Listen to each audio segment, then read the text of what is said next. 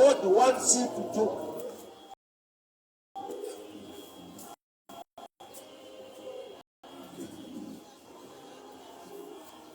Hana na Penina kane competition iri kumba sevano vari pabarika mumwe abereka vazhinji mumwe haana but paakaramba chichaka mwana aishayiwa mwana kusvika musi waakava nechizaruko chekuti Mwari mukandipa mwana ndinosiya kuno. Zvoreva kuti abuda pacompetition na Penina ari kuti handidi kubereka mwana anouya kuzokavhira kunetsana kwangu na Penina kumba. Ndaakuda kubereka mwana anokavha basa raMwari mukereke than competition yekumba.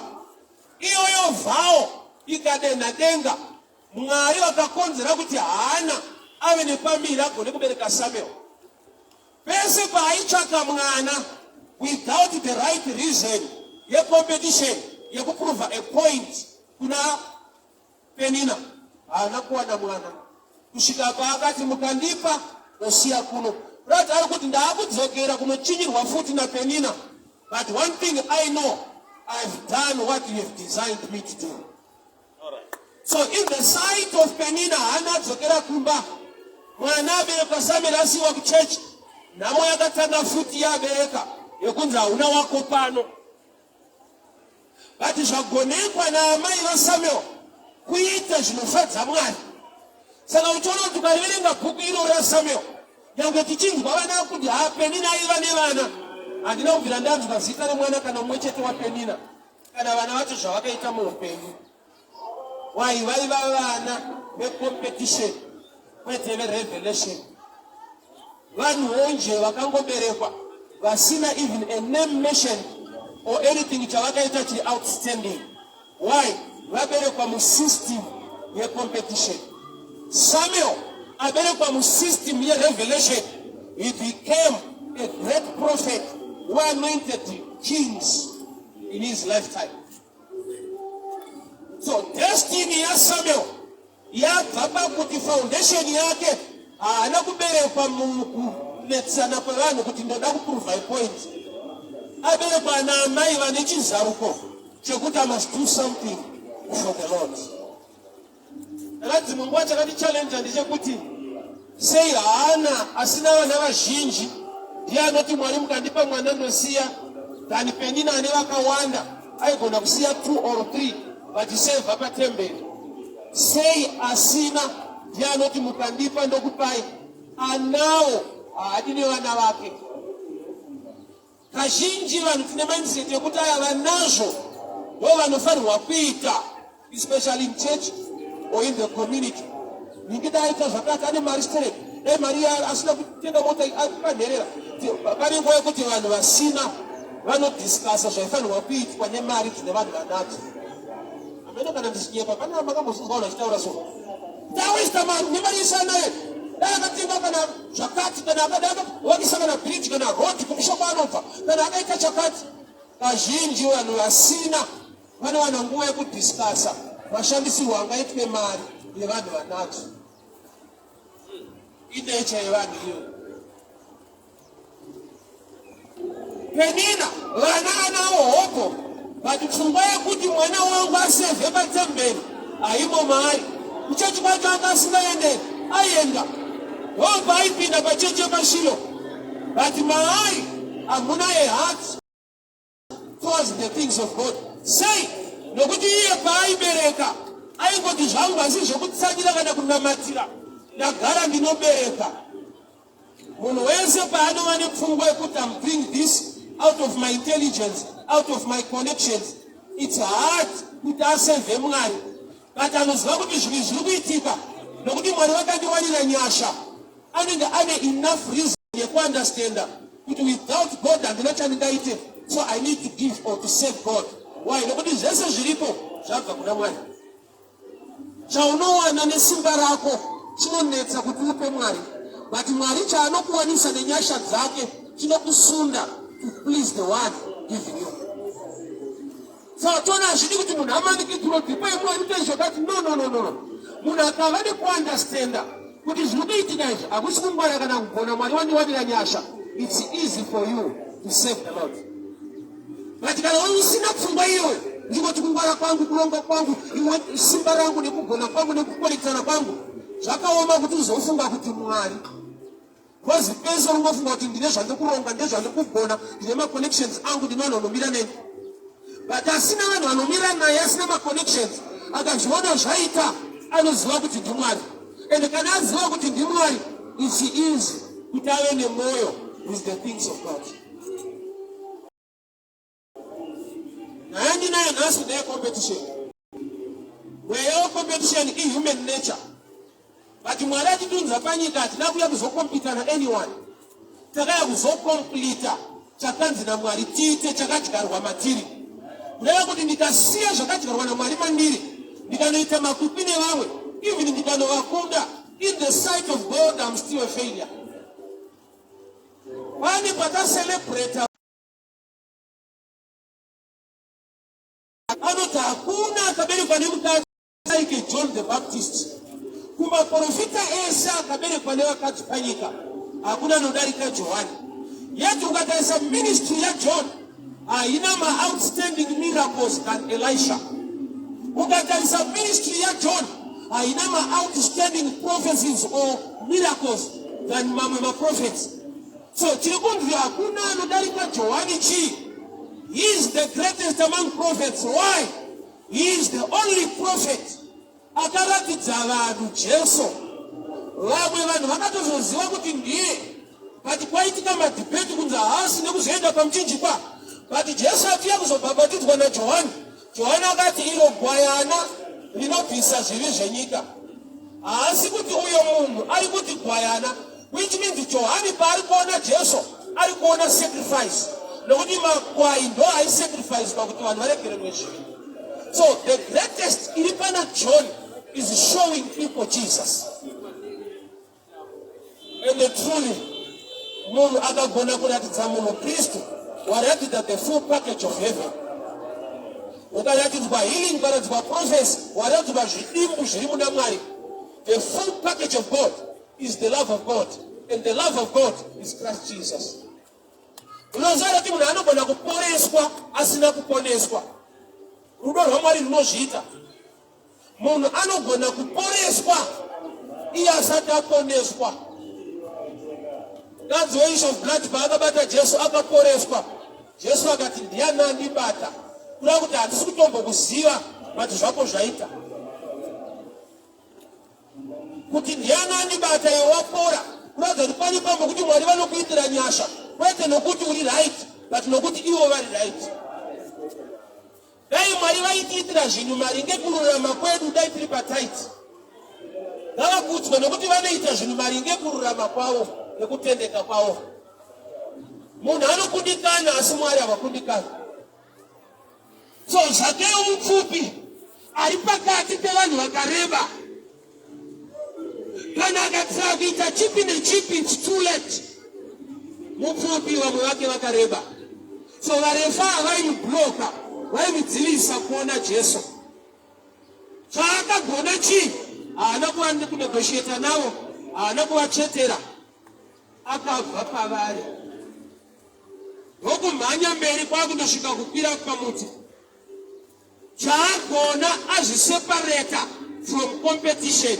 Yaazviona ega kuti nyange ndikakwidza zvakadii hadiwide avarefu. There are times that people waste time. Nokupinda muma competitions are unnecessary. Why? Because you get a revelation of what you are supposed to do. Varefu vari kuona Jesu, Zakeo haasi kuona. But Zakeo wagoni wabva pavanhu ivavo. Nokuenda mberi kwakundosvira kukwira mumuti wemuonde.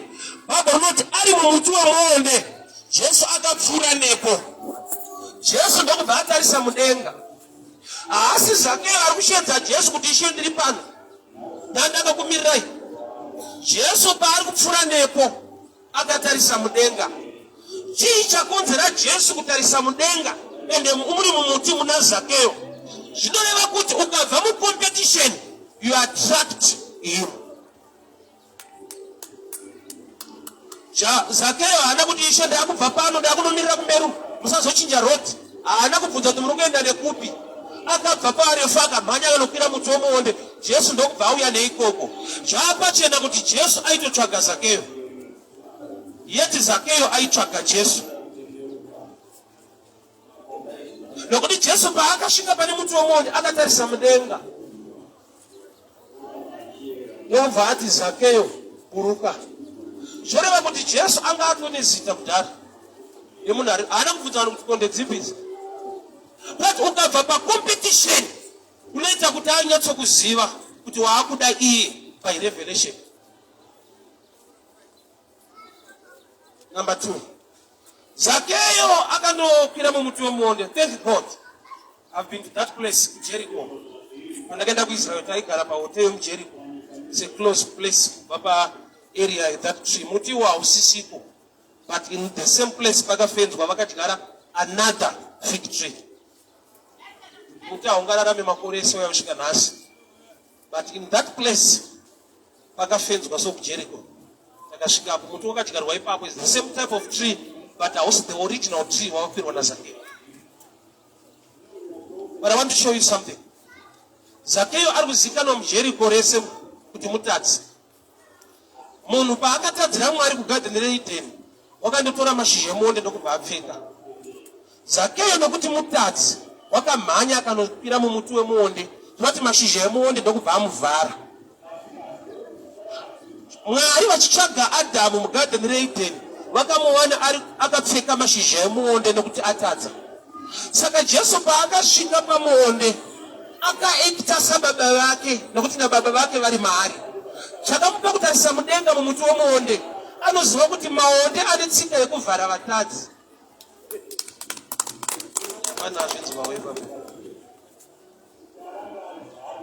So Jesu paakatarisa mumuti umu akatoziva kuti mutadzi handimushaye nokuti vatadzi vazhinji vanoda kuzvikavha vega nemashizha emuonde. Saka ndokubva aona mukuru anonzi Zakeo arimo. Jesu ndokubva ati Zakeo buruka, ndoda kuenda newe kumba kwako. Zakeo haana kuuya murodhi kuti azoenda kumba naJesu. Bhaibheri rangoti Zakeo aida kuona Jesu, kuona chete, kwete kuhosta, kwete kuenda kumba, aida kuona. Ende pachivanhu kana kuti pakurarama kwevanhu hakuna muenzi anokoka muridzi wemba kumba kwemuridzi wemba. Inzwa Jesu achiti Zakeo buruka tiende kumba kwako. Anofanirwa kukoka mumwe kumba kwake ndiani?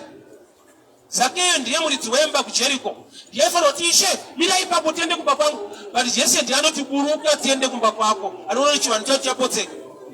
Aukoke muridzi wemba kumba kwake.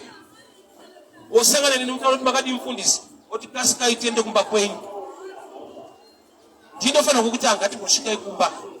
Chapa Jesu kuti achinje order iyoyo is the type of tree yakakwirwa naZakeo.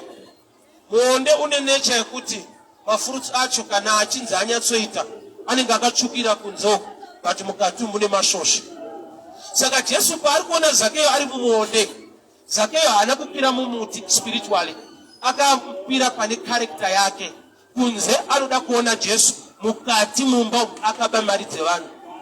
Ari corrupt inside, but outside anoda Kristu. Izvozvo Mwari vanozviziva. Kana munhu akatoya kuchechi, kana munhu akanyepera kufarira zvechechi, vandoziva kuti kunze uko ari kufarira, mukati haana kumira mushe. So Jesu ndokubva ati kuna Zakeo, muti wakatokwirawo ritori vhangeri rekuti panze uri right but hande kumba. Nokuti handidi kuti ndiwirirane newe panze mumba makaipa. Ndoyandinodira Jesu, haasi wekurodhi chete. Ukamutendera anoenda newe kumba unogadzirisa nekumba kwacho. So Zakeo wakaburuka vakaenda kumba naJesu. Jesu haana kubvira amboparidza kana kuprofita Zakeo kuti kana ndotoya newe so une mari dzevanhu unofanira kudzorera nekudii. Utsvene hwaMwari pahwakazara mumba maZakeo. Zakeo akaekita ega ndokubva ati Ishe, mari dzandakatsotsa vanhu ndiri kunodzorera. Zakeo haana kunzwa uri mbavha. Jesu akangoenda kundodya kumba kwaZakeo. Vakagara patafura vese. Zakeo ndokubva aziva kuti ukaona utsvene hwaMwari hwauya, zvisakarurama zvinofanirwa kutama. tine vanhu vanofungidzwa kuti pamufundisi kuti siya zvakati. Ndichakuudza Jesu ane simba rekuti zvisike. Let me open this way. Ini kana ndakuti kuti kutendeuka kusiya zvakaipa. I will explain. Ndaifungidzwa kuti kutendeuka kusiya zvakaipa. Ndokuti ndikati tendeuka kana zvino kuti kusiya zvakaipa, zvakureva kuti ndakukukonzeresa kuti usiye wega by choice.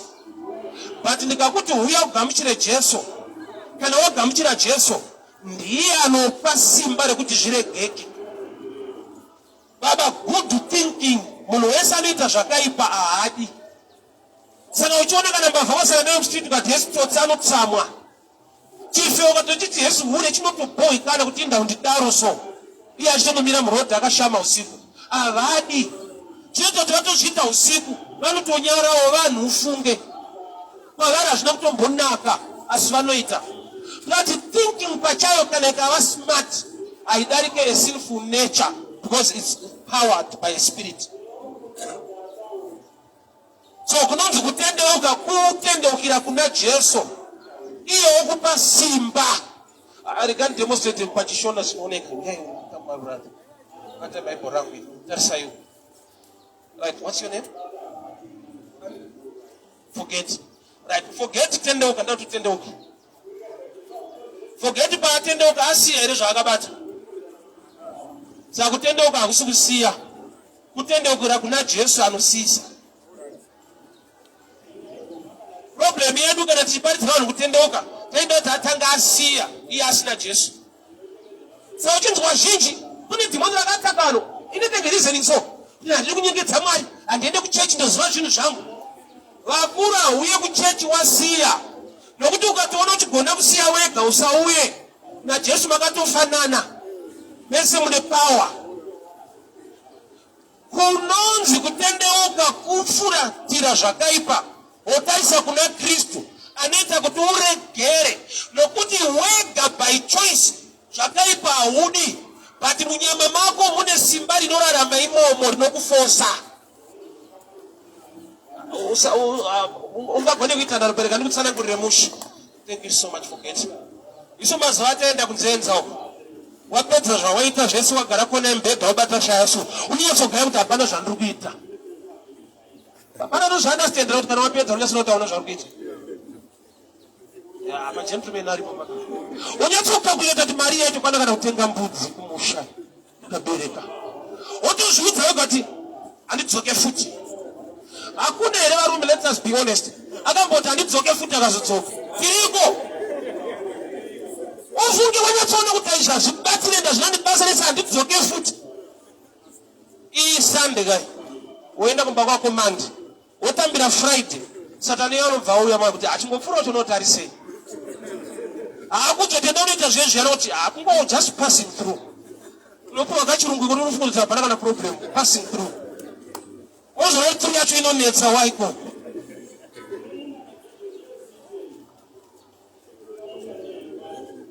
Good idea haidarike sinful nature. Nokuti simba rechivi power iri spiritual. So kutendeuka hakusi kusiya. Kutendeuka kutendeukira kuna ane simba rekuti uregere.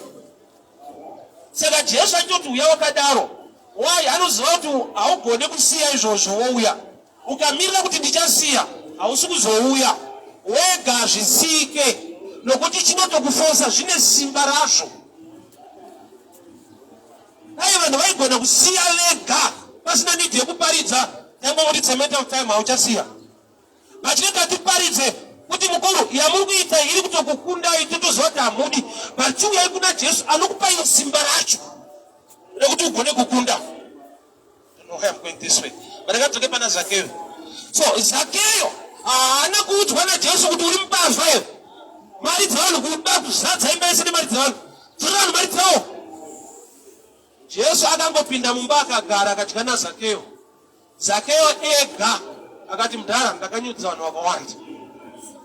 Ndariverenga rakadza kuti Zakeyo haana kufoswa, but utsvene zvakarurama kana zvasika zvisina kururama zvinotama.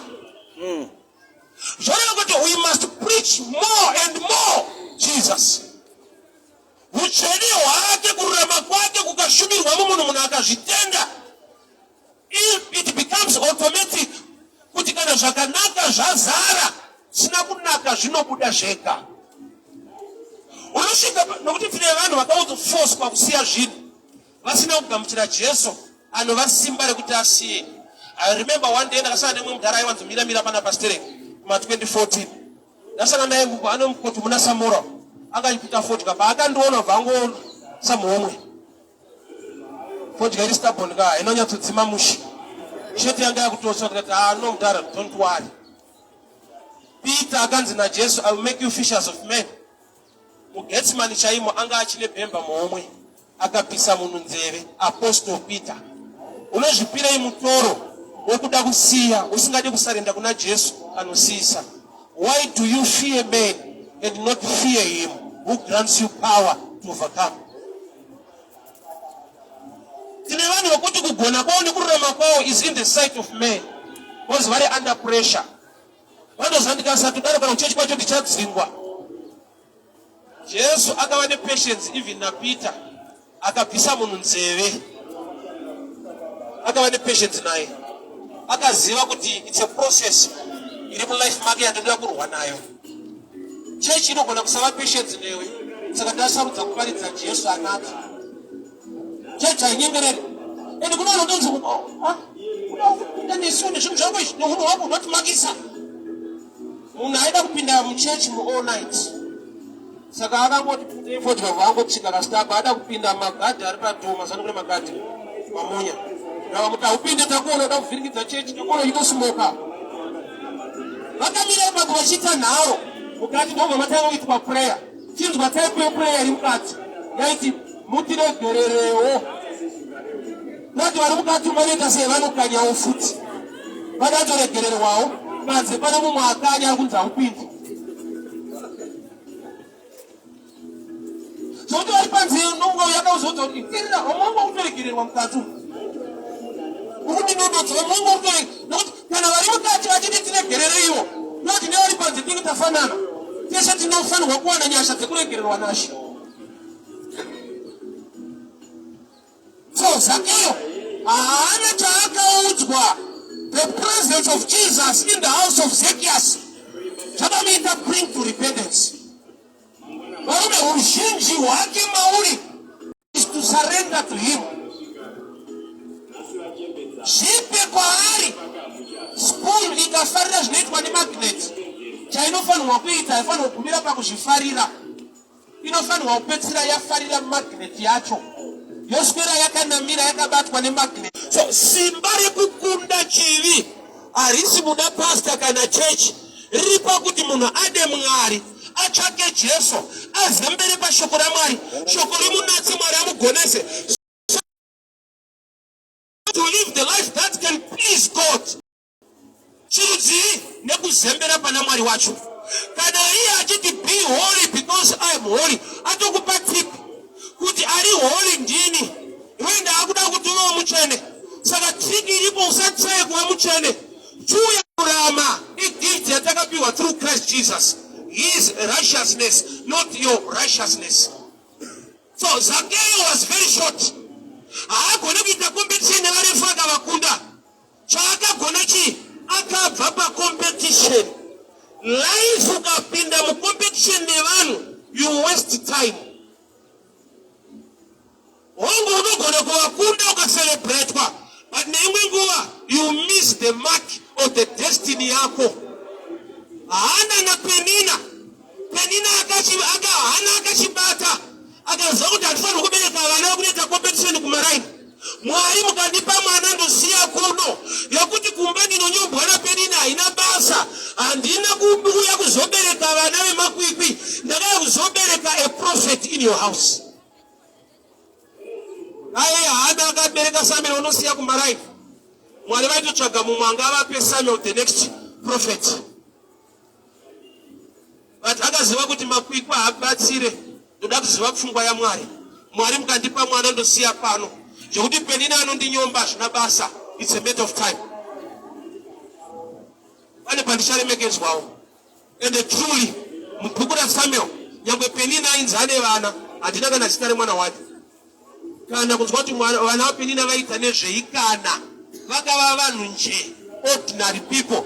Vana vaberekerwa competition kwete revelation. Don't waste time uchita makwikwi nevanhu.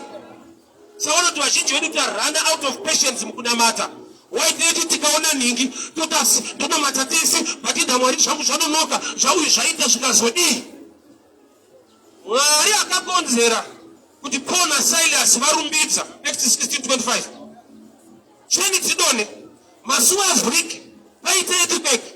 He is the same God of Joseph. Akamutendera kugara mujere for 2 years.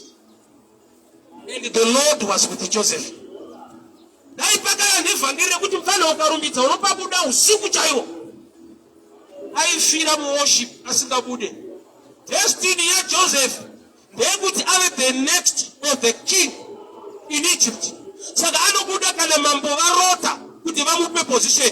But Paul na Silas havana chiroto chavoda kuinterpreta, havane mission yavoda kundoparidza somewhere 2 days to come. So Mwari ari kushanda according to the program yaakaisa muvanhu vake. Vese vakapinda mujeri, wamwe Joseph 2 years, Paul na Silas 24 hours. Same God. Same Jasiyana. Destiny and mission was different. Kanani Mwari wa Samson akasangana neshumba pa Timna. Anomupa simba rekubvarura shumba yacho. Asikana akushanda na Daniel. Daniel haapiwe simba. Shumba ndo dzinopedzwa simba. Vese vaita encounter lions. But their destiny nokuti iri different. The miracle, the outcome is also different. Why are you worried? Kuti yaita imba indisati. Saka ndofunga hatsikuna matasereki ndofunga kwatona mata hakuna power. Pida kuchinja chechi yacho. Prophet wacho was serious. Avanopinda pakati. Wasana mutaona kuti ukapinda paida uitika na gore chairo. Life zvinhu zvakasiyana. Kune zviri worth to wait. Mwari wamasimba ose ane record yekusika nyika 6 days. Akadi kudeclare pa first day that I command everything to show up. Right now. Trees, hills, mountains, fish, river. Akangoti let there be light. Ndobva atuchaisa.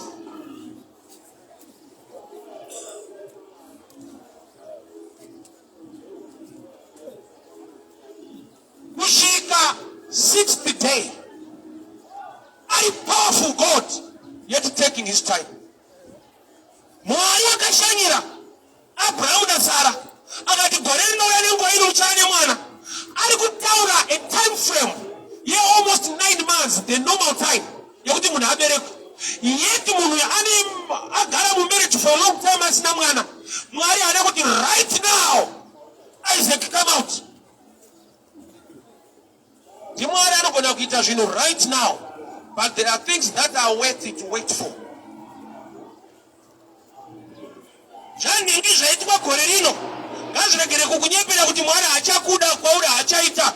Zvine zvikonzero. Tine madestiny neurongo hwakasiyana. Tinomata Mwari akafanana chete. Usandiudze yaPaul na Silas kana ndiri Joseph ari mujeri. Why? Because kana ndabuda ndoda kutonga. Handidi kuitirwa miracle ningirozi usiku ndobuda ndodzokera kuKenani. Be useless. Ndakudati kana ndabuda ndive useful. So you need a personal revelation. Yeupenyu hwako. Uregere kupinda pa competition nekurwadziwa. Nekuti vamwe vane bitterness nemakuropafadzwa kwavamwe vanhu. Nekuti vane vachiti tunamata tese takafanana one, takati tinotsanya tese tinoita sei Mwari wacho tanga hachandida sei zvangu zvinenge zvanonoka. He knows where he's taking you to. Saka Zakeo kana uri mupfupi. Don't worry neministry yekuti hai tinozodai ukadya zvakati unoreba. There is a tree ahead of you. Move away from competition. There is a sycamore tree ahead of you that will give you a better position. And the tree I'm talking about is the gospel of the kingdom.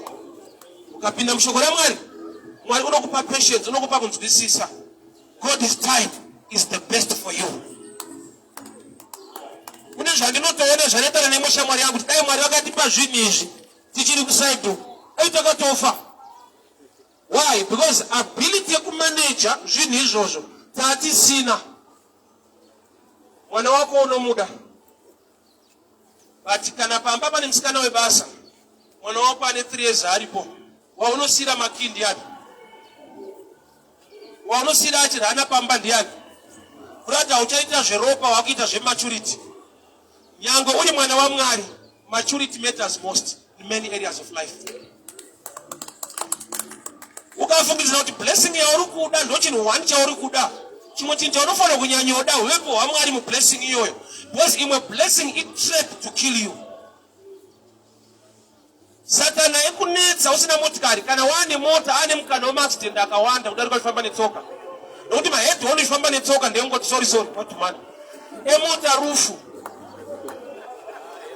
bia yeri mhina ani una mahedhi ona uri kuita mutano muchitumana vanhu mwana tozati kana uchiri kudhumana nevani mbomira. That's a joke.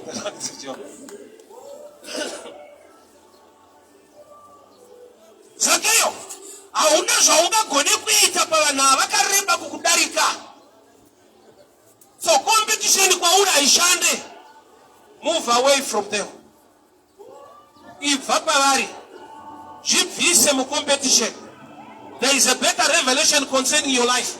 Kune muti uriko wekuti Jesu akasvika nepo haakujambe anotokutsvaga anokutarisa ende anoenda newe kumba. Saka munhu wese ane muti wake opportunity yake blessing yake somewhere but most of the times tiri pamakwikwi nevanhu ende dzimwe nguva ndakati kukunda mumwe munhu ndakambofara ndaita namba 23 kuchikoro baba wangu afunda ndapasa asvika nditonyemwerera Tanzasi my results are right ndakunda same at 25 23 na 25 mado far kuitira na noise but kune do front what better nikida mkunda kukunda ninga is guarantee yekuti you are successful. Success kuziva your destiny and what God wants you to do and the blessing yako yakawigwa muzvinhu zvawakanzi naMwari kuita. So hakuna mwana wefish anoita ma lessons eswimming in nature. Kana wapinda muzvinhu zvawakanzi naMwari ndezvako zvinoflowa easily. God bless you. That's my prayer to you. Amadzangu ndizwe zvakanaka. Penina ane competition na Hana makore mazhinji achinamata pachechi asina mwana. Chii chaishaisa mbereko iye achinamata kuna Mwari anonzwa. Inhau yekuti anga akabatwa necompetition kuti ndikangoitawo mwana Penina achanyanya kuzviona achabata shuwa ndikaita mwana. Kusvika musi wakataiwa competition pasite Mwari mukadipa mwana ndichana naye kuna Penina kumaraino ndikutosiya kuno. Ndoda kudzokera futi kucompetition kwane ndiri loser but mukingdom yaMwari ndiri champion. Beta vakuti ndofu kunyika uchifadza Mwari akakusika. Beta vakuti una zvaunogona una zvaunoziva uchiita kuda kwaMwari kune chekuita nedestiny yako. Penina akatomirira kuti kana wabva kuchechu uchatuma mwana wanyu zvako zvongosiya vana kuchechu. Saka muzwana nemindset kuti chechi yakakupinda kumusha wasati wavaka mukungovakiswa kuchechi ikoko. There are people who are good but they are not godly. Beware of good people who are not godly. Itype yevanhu vakambofamba naJona. Vanhu vanga vari bosterek. Jona akatopiwa pekurara ari prophet. Vanhu vakatanga kukanda zvavakakanda. Shuwa mupfungwa mavo zvokuti pari kurema kurimo vanga vanako. But vane kurema in kgs. Vasina kurema in revelation and I explain. Zvese zvakaburitswa mubhoti zvanga zvisingareme kudarika Jona. Because ukatarisa Jona according to destiny yake he is supposed to go and preach to a city. So ukatarisa Jona you are looking at a lot of people. Apana chawanza mina nzokurere mushi. Jona ukamutarisa hasi munhu vanhu wainokuti Mwari vanozvati kupona kweNinevha kuri muna tsano Jona. Kana Ninevha ine 40,000 people mukakutakura Jona matakura 40,000 kgs. Saka mukatanga kurerutsa zvinhu in kgs musina revelation munoburitsa zvakairuka muchisiya chinorema. Yeti chinorema chacho ukachisimudza hachireme asi spiritually chiri kurema nokuti chakatakura upenyu hweguta reNinevha.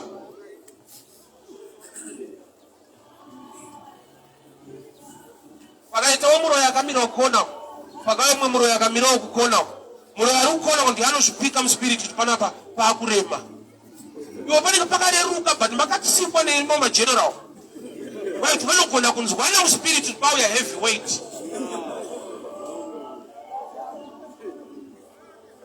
so haana napenina competition iri pari yaida kuti mumwe amise destiny yake so haana paakati Mwari mukandipa mwana ndosiya pano akawana breakthrough iri panguda kuziva kuti Mwari ndinofanirwa kuitei haana anokubatwa musoro kutaura deliverance vane mwana change your mindset Mwari mukandipa mwana ndosiya ndaitaura ndine zuru mari mwezuru kuti kana wapinda muprayer zvaunotaura haisi nyaya yasitereki Mwari vanonzvera futi moyo motari kunzwa mashoko Mwari vanonzvera moyo mavari vanofanirwa kuona Jesu anoti Satani akauya kwandiri akashayiwa chake mandiri zvadai Satani akauya akaona muine chake aiwana a right to attack but akaona musina chake anoona kuti hamuna changu rega ndibve which means Mwari vanofanirwa kuti vakakutarisa vamboonawo chawo vakadzi vanozviunderstanda kana mukadzi ane nhumbu vanoona kuti kuema but nyaya iripo ndeyekuti chese chaanotaura kuti tete mundonzira zvakati chinopa murume kuzviunderstanda kuziva kuti haasiriye iye ari kushandiswa kutaura nezvangu zviri mari appetite yemukadzi ane pamiri iri kukontrolwa nechaakatakura so chaakatakura ndechangu chine sinemu yangu chine ropa rangu kwete iye saka iye akandikumbira zvaandikumbira chinondipa kumhanya kuziva kuti nyangwe iye ataura but zvangu ndo zvinoda kutsenga so kana Jesu ari mauri paunonochema uchikumbira kuna Baba Mwari vanonzwa Kristu mauri saka Jesu akiti kana mune zvamunoda kukumbirai muzita rangu nani mazita edu ari dangerous hatiwanise chinhu kumbirai muzita rangu zvoreva kuti Baba vanofanira kuti vakatarisa voona Jesu vonzwa shanje nekurwadzirwa mwana wavo ari mauri saka hana akati Mwari mukandipa mwana ndosiya pano atoisa Mwari pakona kuti mimi kana muchitodawo mufundisi ukazotoshanda neni matonyura penina hachaidzo 6 vana hapana ari pachechi Mwari mukandipa mwana ndosiya pano Mwari watoona ndatowana opportunity yokuti ndiwanewo a next prophet pacheche paShilo and the other thing chakamubatsira was an insult Baba roti wakanamata akaita sekunge hachaburitsa mazwi Bishop Eli vanga vari muoffice vakamutarisa vakati mukadzi unosvika kupi uchidhakwa take away your wine nokubva ataiwa hakusi kudhakwa saka iye paanozoti Mwari mukandipa mwana ndosiya pano ari kuti Mwari pane zvandaona pandashaudwa ndichinamata kuti instead yekuti mufundisi vatikurudzire kunamata vari kutotituka saka kwaane problem kuchechi hakusina pastor saka Mwari mukandipa mwana ndokupaiwo pastor because matowo patight pastor wenyu akungoshaudha vanhu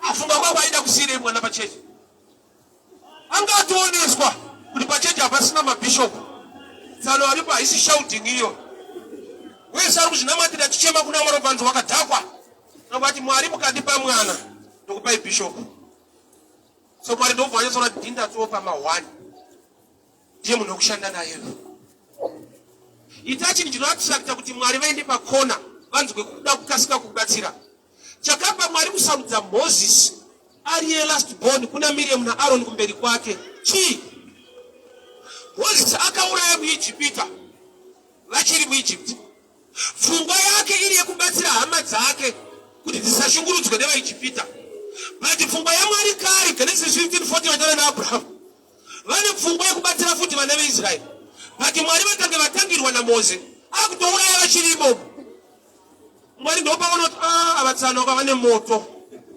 vakutonditangira ngekuda nditotoshanda nawo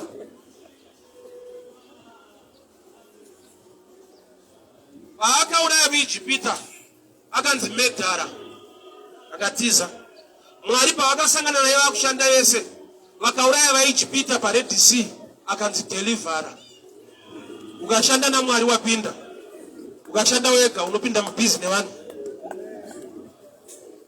The same man it is that in the Medara, Miyashatambata became a deliverer of the God's people. Competition, I never know shitsa. In nature, one, Funzamari Tindoite. Not Unozara Timuno, I got what Jagat is with Samari. I need a wishes. But another revelation of this need Samari way. Because Ologona Kitas, look at whatever Wajita Mari or regular Kita. It's more than Kungo Ita Jojo. Whenever an Yasham area you can also Yasha in a certain area. Ugare Gravita Junius, I see Mosha. You wisdom. You are not called to do that. John the Baptist, I Gaziran Zirayashe. A voice that cried in the wilderness, preparing the way for the Lord. He is not the Lord. He is preparing the way. Problem yake ni Yesu auya. Au zawaru tindiro kwa yadai. Aliku continue foot. He prepare way. Yesu auya. Panekuta suduruke. Actually mo way. I always refer to example. Chikata pila. Ochi grade chino. Kadzira sango chichipaza. Kutipaiswe tara. Kana tara ya wako. Chino takuruwa mugonyeti. Oiswa mcheka mchuku. Chonzi abnormal. Hicho chakakonzera normal.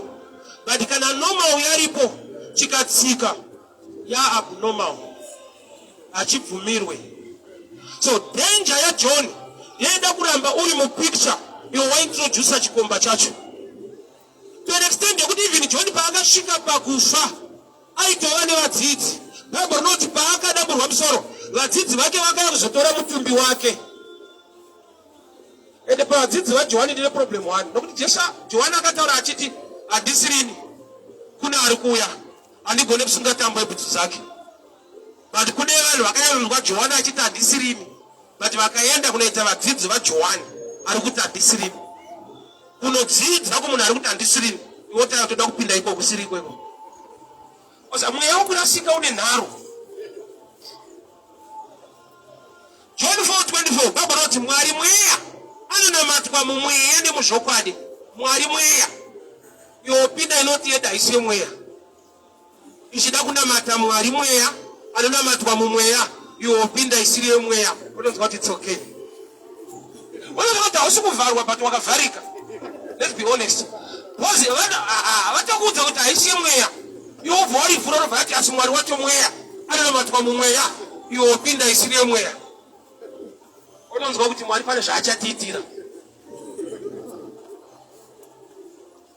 Bible rangu harirambidze kufunga, rinorambidza kufunganya. Rinoti do not worry, hariti do not think.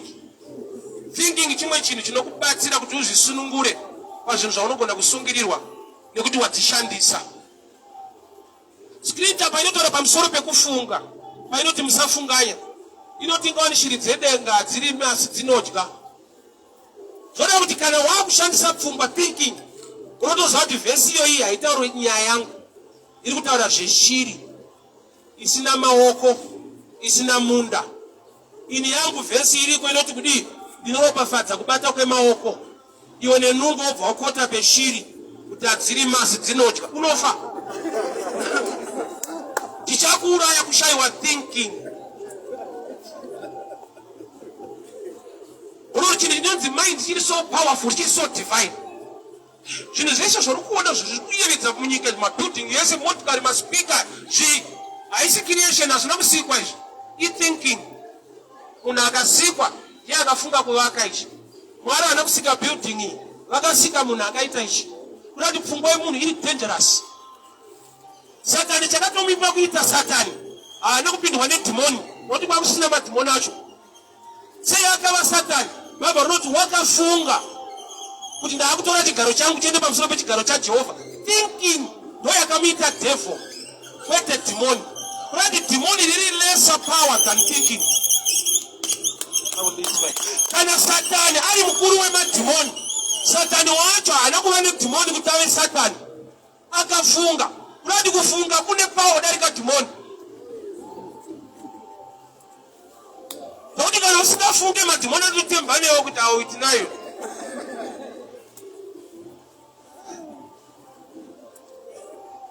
Bible not wakazodza musoro wangu namafuta. God, you must pray for God to anoint your mind to give you grace and wisdom.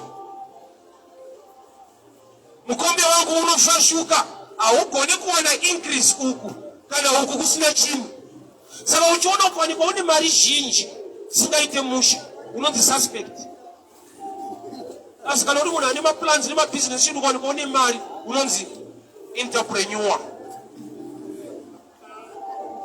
businessman. But ukawanikwa zhinji singatonze musha unonzi hande kusendera kuti mutsanangure kuti zvafamba sei. Because Paul haibvumirwe kunge iripo. Akazodza musoro namafuta. You need the anointing of God upon your head. Head chi information. Information inosanganisira skill, ability, understanding. Life yatinorarama mumwe nemumwe ari designed, ordained by God kuti aite zvimwe zvinhu muupenyu. But nekuda kwemasystems epanyika takauya kuzoiswa mumabrackets masystems ekuti unofanira kunge waita ichi kuti uenda, unofanira kunge wagona ichi kuti uite ichi. Takauya panyika ine competition ikati bloka kurevelation. Saka uchiona ukatoberekwa unofanira kuenda kuchikoro ukafoira zvapera. Zvikatazoona kuti kune munhu anogona kutofoira odiscover gift yake otova successful otanga kutoshandirwa nemaaccountant akapasa nekuti ane gift yekutamba bhora. But the system yedu especially colonization kuAfrica takangoudzwa kunzi kungoberekwa kuchikoro ukashaya 5 O levels zvapera walebhara amene kwa uchapinda ikoko. Yet iwo vacho vakati colonize havadaro. Munhu akaberekwa kwavo akaenda kuchikoro kungoti kure yakusecondary akuspecialize nezvaanoda. Akutoenda mufield yaanotrainwa kunzi ita izvi. Vana vemafama vese vaigara muno muZimbabwe hakuna wakaona akaita rombe nekuda kwekuti even dai vanga vasingagone kuchikoro paholiday nedzimwe nguva baba vake vaimugadzika pasaidi petractor wati ndokurima kurima fodya ndokudii anobva ava a next farmer. Vana vemaindia muno mahone vachimbiya vachitonge marombe havadaro. Wai baba wake paari kuita shopa kanouya kari kadiki katochaisa kuchikoro kumafoni kona kari kushopa kachiona kuti zviri kutengeswa sei. It's a system yaanobuild yekuti hakuna anoita rombe. Why anotrainwa a profession yekuti upenyu hwake huite mushe. Isa hakuna profession yatinobata nezvayo ukafoira form 4 chechayo takamanikidzwa takaiswa pakona. So chona it's hard. Ndakati munamato kuAfrica kazhinji because it's easy kuti dzizive kuti munamato ndekuAfrica. Munamato kuAfrica usiwo kuti ndoda kuita basa ndokuda kutopinda basa. Hakuna anoda kuita zvinhu totoda kutoitiswawo pazviri kuitwa. Nozvishuwo zvedu kuti kana wavhura tipindewo icho tiwanire yasha tipinde. Hapana kuti Mwari ndoda kuvhurawo ndoda kuita. We don't believe in that. Kuti ndingaite chinhu. Why? Because pavakati colonizer vakaisa that mindset matiri. I always tell people this. It's easy kufighta munhu physically kuti uri kundioppressa. But kana akakubhita pathinking kuzomufighta mentally it takes years. Makore asingaite. Murungu atakarwa naye nepfuta achitidzvanyirira. Ibvapano uri kutibatirira, ibvapano uri kutibatirira. Abuda tasara tega. Tine takunyora tsamba kuti you can come. We are free. We are invested. The same investor is the same oppressor. A different name. Why? Because mentally hatina independence. We are still captured. We are still under them. Outside, tiripo etine breka kwana tinotofara todi. Vateka tinotoziva tiri pamuhanda ivauya. Isystem yavakadyara matiri yatoda kutorumurwawo. Kai Mwari atibatsire seAfrica sevanhu vatema. Tava nepfungwa nekuziva kuti we are wonderfully and fearfully made. We can do things. By the grace of God, we can do things. Ana naIshmael vari murenje vachichema nenyota. Bible rinoti Mwari ngirozi yakati kuna Haga, regera kuchema Mwari vanzwa kuchema kwemwana. Mwari kana manzwa kuchema kwemwana munotaurira ina amai vamusina kunzwa. Isaini yekuti chaida kuitwa naMwari chichiitirwa mwana chakakura kumwana haagone kushanda nacho. Wada kuratidza tsime mwana kutsime anowira mutsime akafa. Saka Mwari vanotaura naamai vanogona kuchera mvura mutsime vachipa mwana. Anzwikwa kuchema mwana ari kuvhurwa meso kuti aone tsime ndaamai, which means it takes maturity kana wachema to receive from God. Tears are not enough without knowledge. And we believe in miracles. Ukatoya pano ndakunamatira ndikatodeclare from today andita ushande ndikutaura nyasha. Be a doctor. Wega unoni kuchati unibata roko kutaiwa munhu asi ndikutari serious. You know kuti on the ground pasina kana demon azvite. Ndiwoti ndinotasi Mwari vanitazvishamisa. Vari kuti ndikunamatira ndobva kuti be an engineer. Kozati nyange Mwari achishamisa but pandiri ma1. Let's be honest.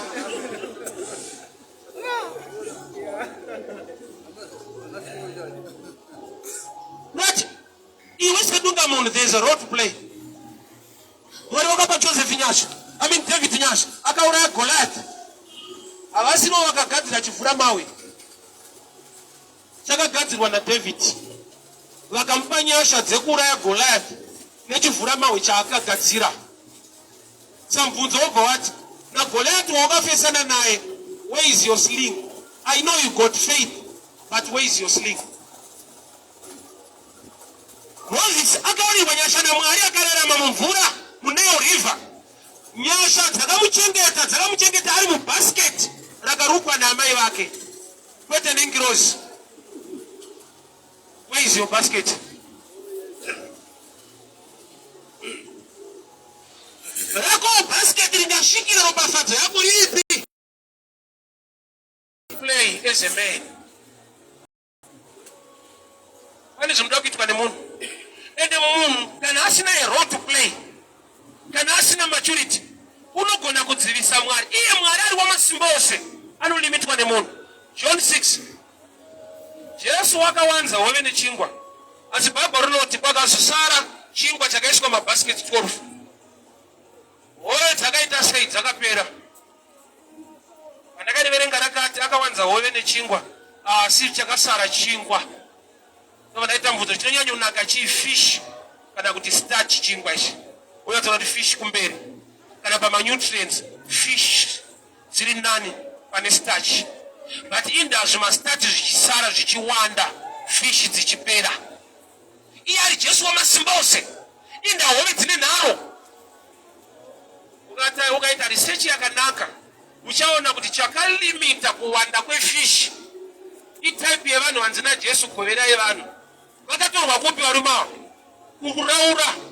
Saka fish bonga akangozva kuti kune mabasket asara, munomushaya panzvimbo. Saka Jesu kuchengeta vadzidzi kumboti fish imbomira kuwanda. Saka chona pane zvimwe zvekuti Mwari havazviwanze. Zviwande vantoza zvikawanda kunamata kwako unopedzisira kutoita kuvhunzwa kuti tinopinda tese. Unotoziva kuti area ikangoita mushe panzvimbo haubatike. Saka kuri kuwanda chingwa, fish hakuna. Mari haiwande, but haufe nenzara. Zvori kuti dai Mwari andipa mari yakawanda, iyo kusafa nenzara kuri kuwanzwa unzi ungodya chete.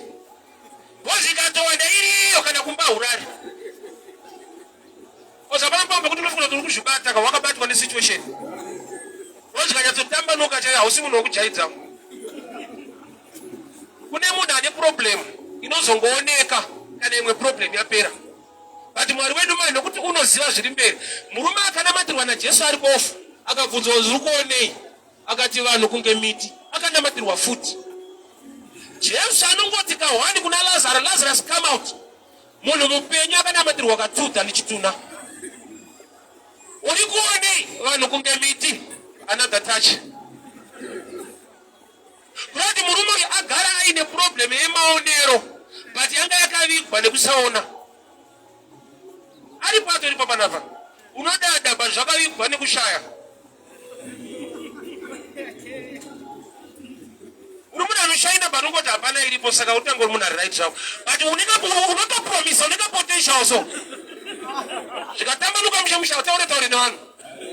Kana pana umire, chikotifura kuti kupandiko panokuungana vanhu kutaona. anasema kutambanuka sonozo ngomira ungadi kune ma problems alovikwa neimwe problem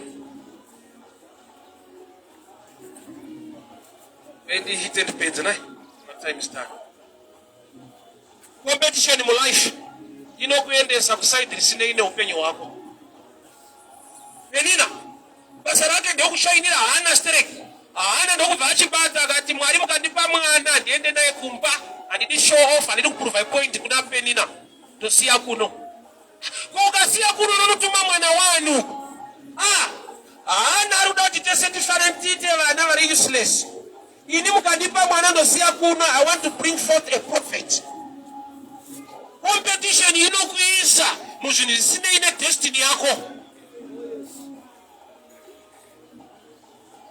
because vamwe vakatoda iso zvikaita vamwe vakada iso zvikaita vamwe vakatoenda kusouth zvatoita pasipoti yako ichibuda datoendawo. It's why we are not designed to look for green pastures.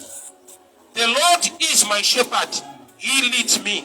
So I'm designed to look for the shepherd who can lead me. And this is designed kutsvaga mafuro. Ndiri designed kuteerera mufudzi anondiendesa kune mafuro. Lot akambotsvaga mafuro akatona kwakasvibira Genesis 19 akaenda ikoko. Bhaibheri rinoti kuguma kwenyaya akabuda ikoko achimhanya ari bhatura asina kana chinhu. Pachakamuendesa towards Sodom, the place was good. Akateera mapastures mafuro achibva pana Abraham who was leading him. Nokuti anga ashedzwa naMwari haasi Lot ndi Abraham. Lot wakatevera munhu akashedzwa, but mombe dzawanda anga akuteera mafuro. Remwe danger ye blessing usina discipline. Makomborera unoda. The devil akusiye nekuti wakomborerwa. Ani maataki anoita vanhu mulevo idzodzo. Indafi kuti the devil anataka nepoverty chete. Success is also another trap inouraya vanhu. Kune vanhu vakatoramba naizvezvi kwete nekuda kwenhamo nekuti murume anga kutambira mari iri nani akachinja property yese ndomapedzisa nemunhu munhu warume unoziva ayozvo zvese zvidhara izvi neuya agaridza ibaba unopromisa baba kuti zvikatambanuka mushonogona kubva pamba wozvinomboita ma 2 days usipo ikapera udzoka.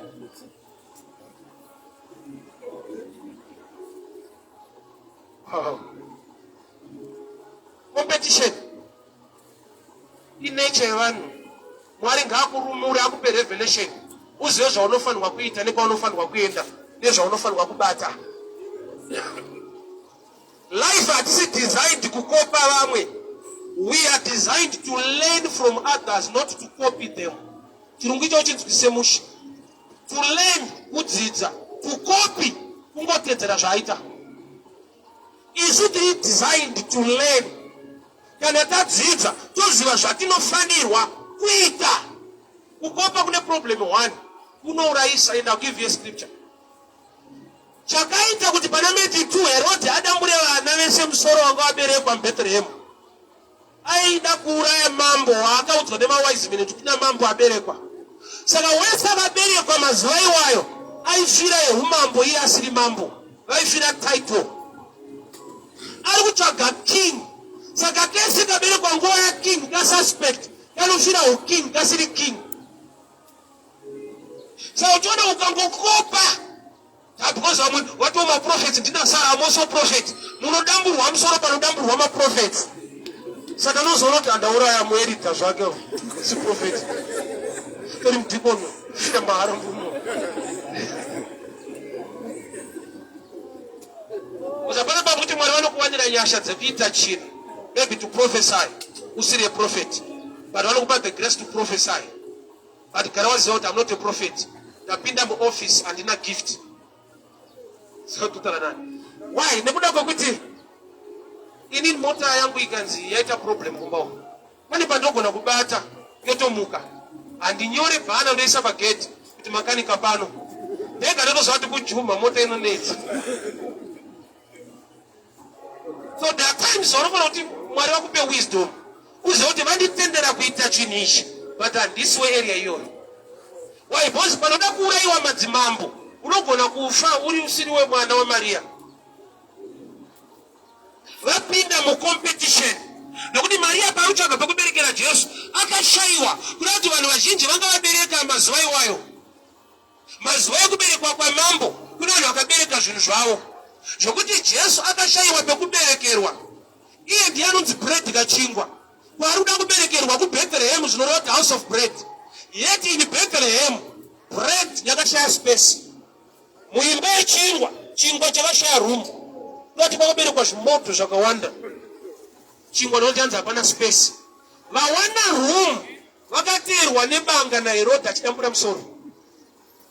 Sanditi kana usina Mwari zvimwe zvinhu zvikafamba ichi usafari nyumwa tinda zvafamba ndisinganamati tinda zviri kuita musha.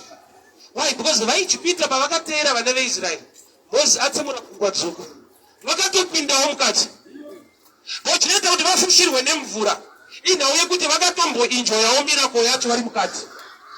Chavasina kuziva bedzi ndechekuti panovharwa nguvai tava kungopinda zve zvinovharwa nguvai vapakati Mwari ndobva ati kuna Moses vhara. Mukuru life haisi kungoteera vanhu kona kuandastenda nguva nezvinhu. Bible wrote the sons of Issachar were commanders of Israel because they had the understanding of times. Wane blessing yako vanotoda kuti Mwari vakupe chizaruko. Why? Because by nature tinongokopa zvekuita vamwe toitawo tichiti kana akabudirira nazvo rega ndiitewo. Takatosiyana. Pane blessing yako kana uri Joseph ukaona wani 2 years uri mujeri zichingozva kuti the Lord is still with you. Nokuti ukakopa Paul and Silas vakabuda zveshuwa 24-hour miracle vakatobuda. But kana ari Joseph kana zvikaita makore ane destiny iri better and greater is the next king in Egypt. Saka vanhu vaigona kuuya kwari kuti inda zvadelay hauna mati hauna Mwari inda wanonekirwa hana nhingi maita mese ona zvake zvikadai. Handisi paresi yekumhanyisana nevanhu ndiri paresi yekumhanya munjawo wangu wedestiny yangu. Uchaenda nemwana kumba unoprova point kuna Penina ndabereka wangu Samuel. Mwari vachiri kutsvaga a next prophet kuchecha hako. Samuel wakamuendesa kumaraini kunorwa naPenina. Penina asakumuvhe. Vanhu vasakumuvhe. Unomoita zvakatosimuka, unomoita zvakatosimuka. Mwari ngaakupe chizaruko chezvaunofanirwa kuita. Ine zvataona vamwe vachiita even in ministry zvaigona kukumotivheta nekukumuvha kuti ona mutosara ona vamwe wadai kusvika Mwari vandipa that revelation kuti Samueri akaberekwa haende kucompetition naPenina. Ukaziva Mwari chaakakudanira nenzvimbo yaakakudanira nezvikonzero hausi mucompetition naanyone. And the blessing will locate you in that place. Zvipo zvaJesu goridhe rakauya kudanga. Goridhe raJesu harina kutsvaga vanhu vari mumabetter places. Rakatsvaga munhu ari right place, not better place. Hama dzangu ndinzwai mushe zvakakunakira zvinorongwa naMwari ngazvikuwane uri panzvimbo yaunofanirwa kuva. Don't look for a better place, look for the best place in the mind of God.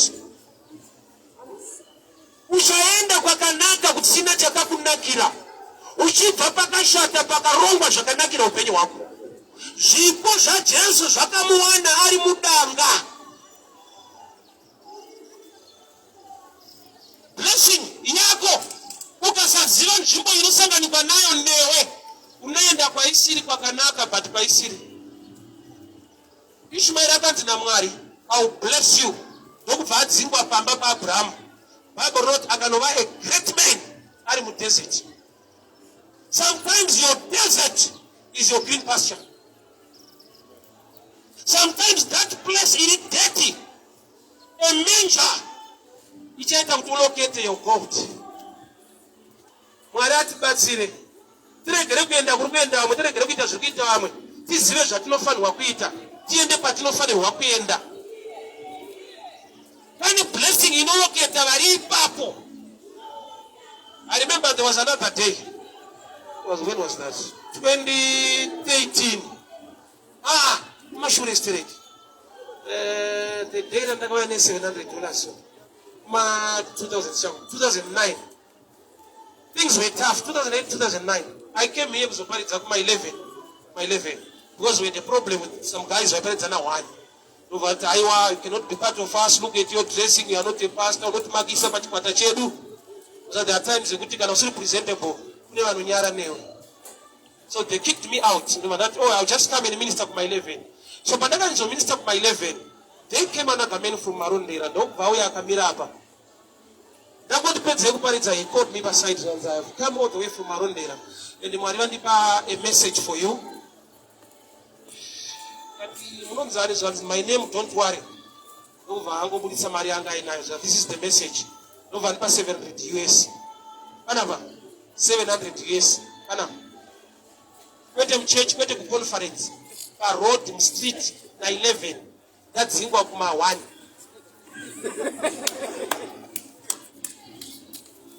Bro, Manijunu Jwako Kapaziwa. I was going to compensate the one. But for all the Kunishasha Zeko, you only shasha in a certain area. Your blessing, Gorite Rako Kanari Mudanga, Usacheme American Wamshipatara, Unoshiki Wane Bemba, Rafaro. I never see what the Bemba Shipatara, I'm sorrow. But one of the better places, but I want protection. One person, you know, one I don't know that it's Shapita. Can I need Zakeo? And the difference in the area. He tendering the paper that the power as similar. We should go to Kumbakwanga. Just what I know, Kumbakwanga, Zakeo, go to Kumbakwanga. She comes there. Zakeo, what a Papa competition never is. Attend a Mumonde, my representative, meet Yake, Lokuti Yaka Inga Matati. Sakajokuti on the MJ, Zakeo Mutati. I saw Sakapufa, could I just go to Mutati? Wakano pira mumonde chakari ngamba ndia Kristo kuti Adamu paakatadza wakanovarwa nemashizha emuonde saka wese watichawana mumonde ndiye wandainga wakaenda kumba kwa Zakeo turn around the life yake josaka salvation yasvika mubamuno vakuru Jesu anoenda kumba kwenyu chichida kuona imumuti kwete murokesheni Elijah akanzi enda babako ndarera makondo makungu okutaka kupe nyama. Simunguwe nyama yako haisi town iri mbako. Bane kuda une mindset yekungoti izvo kuona nezvinotaurwa kuti ukaenda pakati so wanyaso zvimaketa wazvisimudza wazodi ukaronga masystems aya. The hand of God is not short. The systems of men can fail you. 2014, I remember when I went to Nairobi, Kenya. The guy who invited me, he go to Agani slot by Kenya television. I had an opportunity to minister in Papa. Who knows Zimbabwe, so they minister, not any other big platform. But by 2014, they got an opportunity to minister by Kenya television. They go to decide. What vakupi parodi? Akati kunde chinodinakidza mwana wapatirizwa mwana akakusumudza aya amuchapa abva mwana nyanzo kusumudza chaizvo muchaenda kure ngamba kure kwacho ndiri kuenda ndidzoka pano why because ndine chandinonzwisisa mwana akakusumudza chaivo upadzoke parodha roba ndofarira zikaita why ndakaona goridhe mudanga ndakadziona nyasha dzadzo dzinotyisa dzekuti kwaunofita ndikaenda ndonodziwana hakuna the heartbeat of God iri paevangelism winning souls nobody heartbeat yedenga greatest gift yakapiwa munhu naMwari is salvation saka Johana is the greatest among prophets. Why? He showed people Christ. Awati yatingade kuti Elisha mutsa wakafa zodi ilesa than John pointing people to Jesus. Mwari kugara kuchengedzei Mwari wenyasha kuonesei.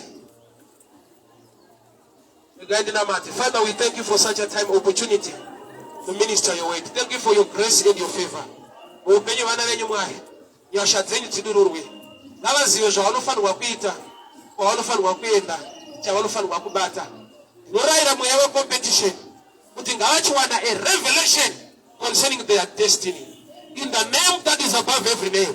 In the mighty name of Jesus. Amen and amen. May the good Lord bless you. May the good Lord increase you. On Monday, same place, same time.